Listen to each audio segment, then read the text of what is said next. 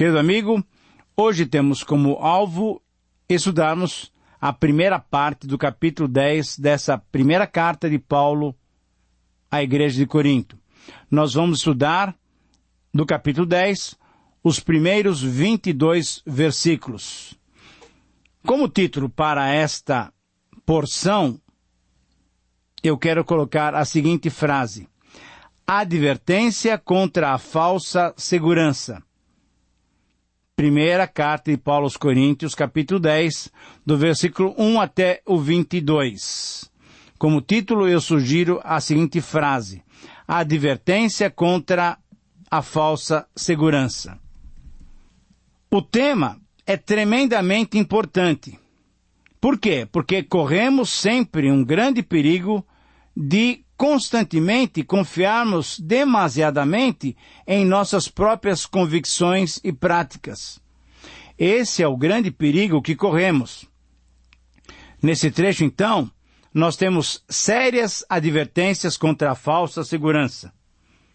Paulo utiliza o exemplo do povo de Israel para nos advertir contra essa segurança que muitas vezes está fundamentada em bases não muito sólidas. Paulo faz isso mostrando o contexto histórico. O contexto histórico é esse que nós temos conversado com você durante os últimos programas. Esta é a parte final e prática do princípio que nós apresentamos lá no capítulo 8, há 2 programas passados. Isso é, cessão dos meus direitos em favor da edificação do meu irmão. O princípio que norteia o capítulo 8, 9 e 10 é esse, o princípio do amor. Eu cedo os meus direitos em favor da edificação do meu irmão. Alguns cristãos em Corinto estavam errando no que se referia a comer as carnes sacrificadas aos ídolos e assim provocavam escândalos, provocavam tropeços, provocavam a instabilidade na fé dos irmãos mais débeis, mais fracos. A base do pensamento desses cristãos que se julgavam espirituais ou conhecedores do saber, era a seguinte: ora, se somos batizados, somos todos um com Cristo. Se participamos da ceia, formamos um só corpo em Cristo. Se recebemos as bênçãos divinas, podemos ter certeza da nossa salvação. Por esse modo de pensar, então, criam que não necessitavam observar outros detalhes, como, por exemplo, o amor aos seus irmãos, como, por exemplo, a fé dos seus irmãos. A consequência dessa maneira humana de pensar, porque, embora sendo cristãos, ainda tinham uma maneira antiga de pensar, isso é, uma maneira humana de pensar, a consequência disso era muito perigosa. Quando nós estamos seguros em nós mesmos, de que os nossos pensamentos, as nossas opiniões, as nossas convicções, as nossas ações ou reações estão certas, quando não nos interessamos pelos nossos irmãos e não cedemos os nossos direitos a eles, querido amigo, quando nós procedemos assim, além de não vivermos de uma maneira cristã, nós não estamos edificando os nossos irmãos por quem Jesus Cristo morreu, e também nós não estamos vivendo uma vida que glorifica a Deus em todos os seus atos. Por isso, nessa primeira parte do capítulo 10, a frase desafiadora para nós, o princípio que norteia esse ensino de Paulo para nós, pode ser resumida, pode ser sintetizada nessa expressão: todo cristão maduro sente-se seguro somente na fidelidade de Deus. Veja bem, eu quero repetir essa frase para que você possa anotá-la com tranquilidade. Ao invés de colocarmos a nossa segurança em bases infiéis, movediças, que podem nos levar à queda, a frase, o desafio para nós é o seguinte: todo cristão maduro sente-se seguro ou deve se sentir seguro somente na fidelidade de Deus. Sim, querido amigo, a fidelidade de Deus é a nossa fonte de segurança eterna. Deus é fiel e todo cristão maduro deve apenas sentir-se seguro na fidelidade de Deus. Por isso, nesses versículos, nós encontramos, através da história de Israel, 3 maneiras pelas quais podemos nos sentir verdadeiramente seguros. A primeira maneira é aprender com as experiências do passado de outros que vieram antes de nós. No versículo 1 a 4, nos versos 1 a 4, nos primeiros versos do capítulo 10, Paulo está mostrando então qual era essa segurança falsa que Israel teve. Irmãos, eu quero que vocês se lembrem do que aconteceu com os nossos antepassados que seguiram Moisés. Todos foram protegidos pela nuvem e passaram pelo Mar Vermelho. Como seguidores de Moisés, eles foram batizados na nuvem e no mar. Todos comeram da mesma comida espiritual e beberam também da mesma bebida espiritual, pois eles bebiam daquela rocha espiritual que ia com eles, e a rocha era Cristo. Mas Deus não ficou contente com a maioria deles, e por isso eles morreram, e os seus corpos ficaram espalhados pelo deserto. Ah, querido irmão, querido amigo, essa foi uma falsa segurança de Israel. Todos estiveram sob a mesma nuvem. Isso é um tipo de batismo cristão. Todos passaram pelo Mar Vermelho, também um tipo do batismo cristão. Todos comeram de um só manjar espiritual, isso é, do maná que caiu dos céus. Isso é um tipo da ceia cristã. Todos beberam da mesma fonte espiritual, daquela rocha espiritual, que também é um tipo da ceia cristã. Eu estou me baseando em textos como Êxodo capítulo 13, Êxodo capítulo 14, capítulo 16 e Êxodo capítulo 17. E assim, os israelitas se sentiram seguros, porque todos estavam tendo essa mesma experiência. Mas qual foi o erro de Israel? O erro de Israel está baseado exatamente nos versículos 6 a 10. Numa outra tradução, na tradução da linguagem de hoje, nós lemos o seguinte: tudo isso aconteceu a fim de nos servir como exemplos para nós. Para nós, o exemplo do povo de Israel serve de modelo para nós, que não queremos coisas más como eles quiseram. Nós não devemos cobiçar o mal que eles cobiçaram. Nós não devemos adorar os ídolos como alguns deles adoraram. Como dizem as Escrituras, o povo sentou-se para comer e beber e se levantou para se divertir. Nós não devemos cometer imoralidade sexual. Foi assim que eles fizeram, como alguns deles fizeram lá no passado. E porque eles fizeram isso, 23 mil caíram mortos num só dia. Uma palavra dura que Paulo está dizendo aqui para os coríntios e para nós também, usando o exemplo de Israel. Nós não devemos pôr à prova a paciência de Cristo, como alguns deles fizeram, e por isso eles foram mortos pelas cobras. Vocês não devem se queixar como fizeram alguns deles. Murmuração, querido amigo, é um pecado que desagrada o coração de Deus. E porque eles murmuraram, foram destruídos pelo anjo da morte. Assim, então, o erro de Israel pode ser listado em 5 etapas. Eles foram cobiçosos de coisas más. Eles foram idólatras. Eles foram imorais. Eles foram presunçosos. Eles foram murmuradores. A realidade imprevista Para eles, não tinha nenhum tipo de problema, segundo o pensamento deles. Mas o imprevisível aconteceu. Versículo 5 nos mostra exatamente isso.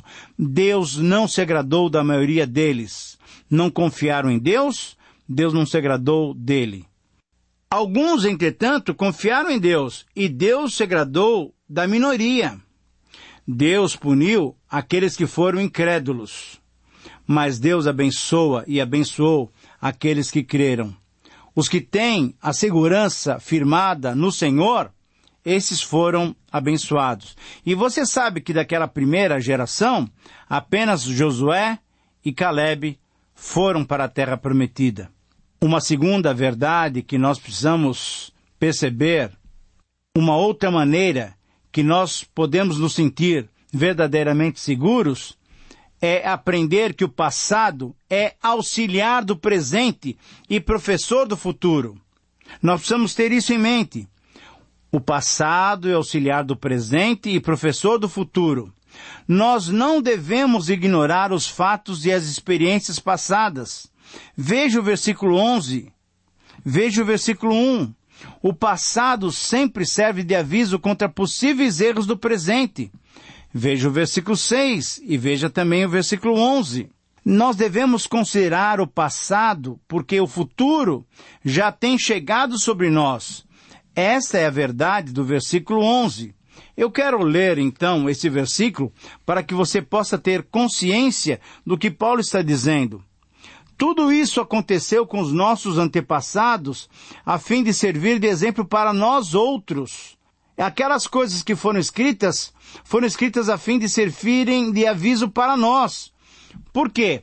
Porque nós estamos vivendo os tempos do fim. Querido amigo, mais do que nunca, mais do que nos dias dos Coríntios, nós estamos vivendo nos dias do fim. Portanto, olhando para o passado, podemos aprender como nos comportar e aí sim manter a nossa segurança firmada somente em Jesus. Uma terceira maneira de termos uma segurança sólida é aprender a desenvolver atitudes corretas para o futuro. Versículo 12 nos diz assim, que nós devemos estar atentos para não cair hoje e para não cairmos futuramente. Então, aqueles que pensam que estão de pé, tomem cuidado para que não caiam. Os privilégios obtidos não devem servir de segurança se nós nos desviarmos dos caminhos do Senhor. Privilégios são passageiros. A nossa relação com o nosso Deus é determinante. Viver fora dos princípios de Deus e contar com a sua segurança, com a segurança eterna, é grande tolice. Veja bem, viver fora dos princípios de Deus e achar que ainda assim você está seguro apenas porque você teve alguns privilégios é uma grande tolice, é uma falsa segurança. Devemos cuidar com as nossas autoavaliações por elas serem enganosas ao nosso próprio coração. Pensamos que estamos de pé, pensamos que sabemos tudo. Não devemos nos apoiar naquilo que nós já alcançamos. O versículo 13, então, nos faz refletir sobre a verdadeira segurança. A verdadeira segurança está na fidelidade de Deus. É certo que nós teremos testes em nossas vidas. Eles servem para o nosso amadurecimento. Eles são de natureza diversas. Perseguições, tentações, problemas com pessoas, problemas com os nossos próprios valores, enfim. São vários testes que somos submetidos. Eles podem vir através da fé do nosso irmão mais fraco, uma fé débil. É certo que esses testes não são os únicos. Eles vêm também para todos os cristãos. Eles são plenamente suportáveis. Não há nenhum teste que seja sobre-humano. E eles podem ser vencidos, essa é a afirmação de Pedro na sua primeira carta, no versículo 5, no capítulo 5, versículo 9. É certo que para esses testes nós temos uma saída. Apesar das dificuldades, Deus provê a maneira pela qual nós podemos escapar da queda. E a maneira é ceder os nossos direitos, é entregarmos-nos a Deus. A maneira é nos submetermos a Deus, entregando os nossos direitos em favor do nosso irmão. A bênção da verdadeira segurança é confiar em Deus. Confiar em Deus porque Deus é um Deus fiel. Muito bem, eu gostaria de chamar a sua atenção agora para uma outra abordagem ainda nesses versos iniciais. Em 1 Coríntios capítulo 10, nós podemos ter a seguinte pergunta percorrendo há muito tempo as nossas mentes. Afinal de contas, somos provados ou somos tentados? Somos provados ou somos tentados? Eu quero sugerir para essa abordagem o seguinte título para essa próxima reflexão: provação ou tentação? E o texto básico, então, é 1 Coríntios, primeira carta de Paulo aos Coríntios, capítulo 10, versículo 13. Juntamente com esse versículo, eu quero me apoiar também em Tiago, capítulo 1, versículos 2 a 4 e Tiago, capítulo 1, versículo 12. Eu vou repetir a base textual para que você fique bem tranquilo e possa copiar.